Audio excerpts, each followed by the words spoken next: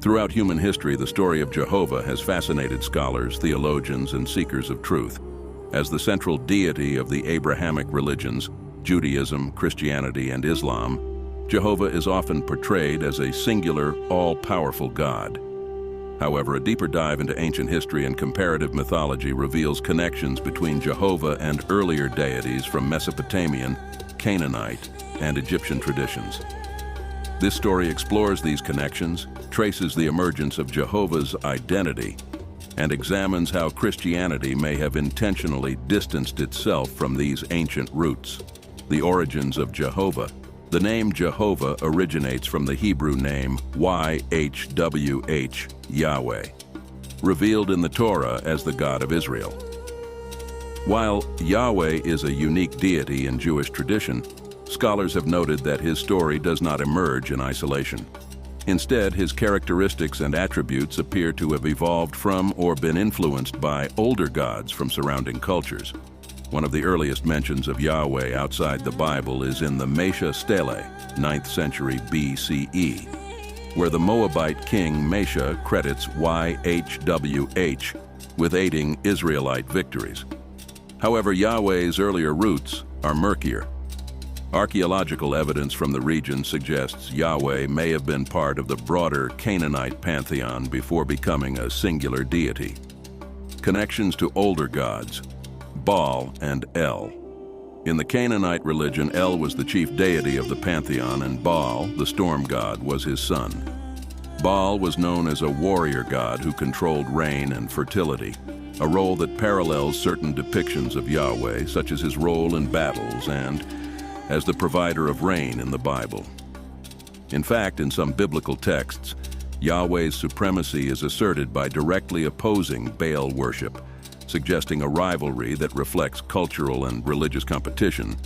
Marduk of Babylon. Marduk, the chief god of Babylon, is another intriguing parallel. Like Yahweh, Marduk was a national god elevated above a pantheon of other deities. In Babylonian mythology, Marduk defeats Tiamat, the primordial chaos dragon, to create the world. Similarly, Yahweh often depicted as a creator who imposes order on chaos, particularly in Genesis. The Babylonian exile of the Israelites, 6th century BCE, may have influenced Jewish theology, as the exiled community would have encountered Babylonian myths and adapted them to fit their monotheistic framework. Ra and Amun of Egypt. The Egyptian gods Ra, the sun god, and Amun, a creator god, also bear some resemblance to Yahweh's story of Moses, central to the Jewish tradition, is set in Egypt, where Yahweh demonstrates his power over the Egyptian gods through the plagues. This narrative can be seen as a theological assertion of Yahweh's superiority over the Egyptian pantheon, particularly Amun-Ra, who was considered the king of the gods. The enigmatic Anunnaki, Enlil, Anu, and Enki. The ancient Sumerians, who predate the Canaanites, worshipped a pantheon led by Anu, the sky god, Enlil, the god of air and authority, and Enki, the god of wisdom and water. Some scholars and alternative historians suggest that Yahweh shares characteristics with these deities. Enlil, known for his stern authority and role as a lawgiver, resembles the biblical depiction of Yahweh as a just and commanding figure. Enki, with his association with wisdom and creation, parallels Yahweh's role in the creation of humanity. The Sumerian flood myth, where Enlil floods the earth but Enki saves humanity, bears striking similarities to the biblical story of Noah. The connection between the Anunnaki and Yahweh is speculative but supported by shared motifs, including divine judgment, creation, and the flood.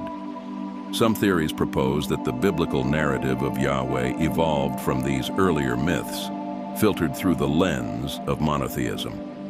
Christianity's suppression of ancient knowledge. When Christianity became the dominant religion of the Roman Empire in the 4th century CE, it sought to distance itself from pagan traditions. Early Christian leaders viewed the polytheistic religions of Rome, Greece, and the Near East as threats to their faith. Texts and practices associated with older gods were labeled heretical or demonic, and were often destroyed or reinterpreted.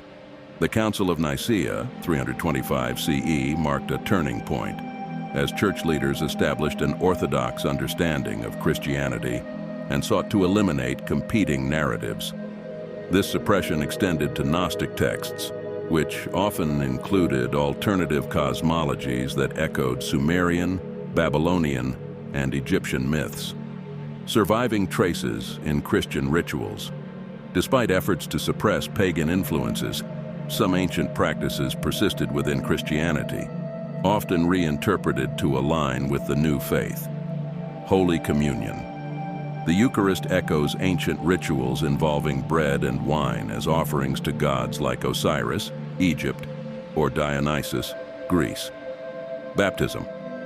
The Christian act of purification through water may trace its roots to older rites associated with Enki, the Sumerian god of water and wisdom.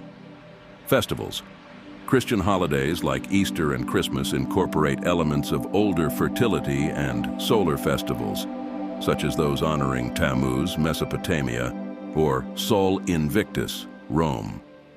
Why was this knowledge suppressed? The suppression of ancient knowledge served both theological and political purposes. By severing ties to earlier traditions, Christianity established itself as a distinct and superior faith. This also helped consolidate power under the church, as alternative beliefs and practices were labeled heretical. Moreover, revealing connections between Yahweh and older gods might have undermined the monotheistic claim of a singular, unique deity. Acknowledging these connections could suggest that Yahweh, like other gods, evolved from earlier religious systems, a view that conflicted with the Church's doctrine of divine revelation. Conclusion. Jehovah in context. The story of Jehovah is both unique and deeply interconnected with the broader tapestry of human spirituality. While the monotheistic traditions of Judaism, Christianity, and Islam present Yahweh as a singular, eternal God, historical evidence suggests that his identity was shaped by centuries of cultural exchange and adaptation. By exploring these connections, we gain a deeper understanding of how religious ideas evolve and how humanity's search for meaning has been shaped by the stories of gods who preceded Jehovah. Far from diminishing Yahweh's significance, this perspective enriches our appreciation of the shared heritage that unites ancient and modern faiths.